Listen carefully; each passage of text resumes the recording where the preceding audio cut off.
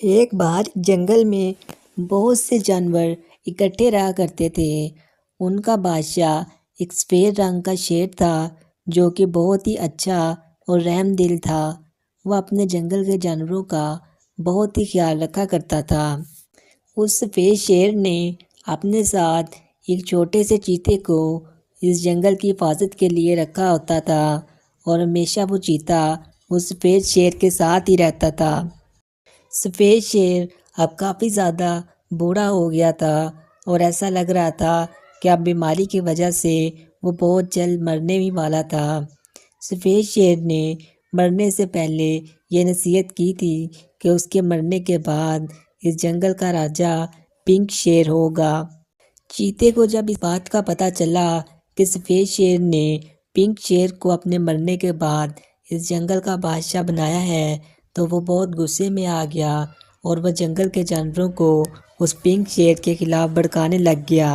اس چیتے نے جنگل کے جانوروں سے کہا کہ دیکھو، میں اس جنگل میں تمہارے ساتھ کتنی دیر سے رہ رہا ہوں، اور میں نے تمہاری دوسرے جانوروں سے حفاظت بھی کی ہے۔ میں اس جنگل کے قوانین کو اچھی طرح جانتا ہوں۔ وہ پنک شیر تو باہر سے پڑھ کے آیا ہے، اس کو کیا پتہ کہ جنگل کو کیسے سنبھالا جاتا ہے۔ جنگل کے جانوروں نے بھی اس چیتے کا ساتھ دیا، اور انہوں نے سفید شیر کو منع کیا کہ وہ پنک شیر کو اس جنگل کا بادشاہ نہیں بننے دیں گے۔ ایسے ہی کچھ وقت گزرا تو وہ سفید شیر ایک دن بہت ہی بیمار تھا، اور اس بیماری کی وجہ سے وہ مر گیا۔ اس کے مرنے کے بعد پنک شیر اس جنگل کا راجا بن گیا۔ پنک شیر کو پتہ تھا کہ اس چیتے نے جنگل کے جانوروں کو اس کے خلاف بھڑکایا ہوا ہے۔ پنک شیر نے اپنے پاس موجود اپنی سیوک بلی کو اس جانوروں کے پاس بھیجا۔ پنک شیر نے اپنی سیوک بلی کو کہا کہ ان جانوروں کو جا کر کہو کہ اس جنگل کا راجا پنک شیر ان کو بلا رہا ہے۔ بلی اسی وقت وہاں سے بھاگی اور جنگل کے جانوروں کے پاس آئی اور ان سے کہا کہ جنگل کا راجا انہیں بلا رہا ہے۔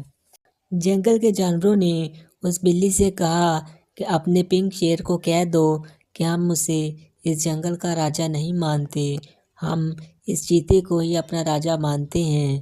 بلی نے ان جنگل کے جانوروں سے کہا کہ دیکھو، اس شیر نے تمہیں اپنے پاس بلایا ہے، اور وہ کہہ رہا ہے کہ وہ ایک بہت بڑا فیصلہ کرنے والا ہے، اور پنک شیر صرف وہی فیصلہ کرے گا جس پہ تم سب لوگ بھی رضامند ہو جاؤ گے۔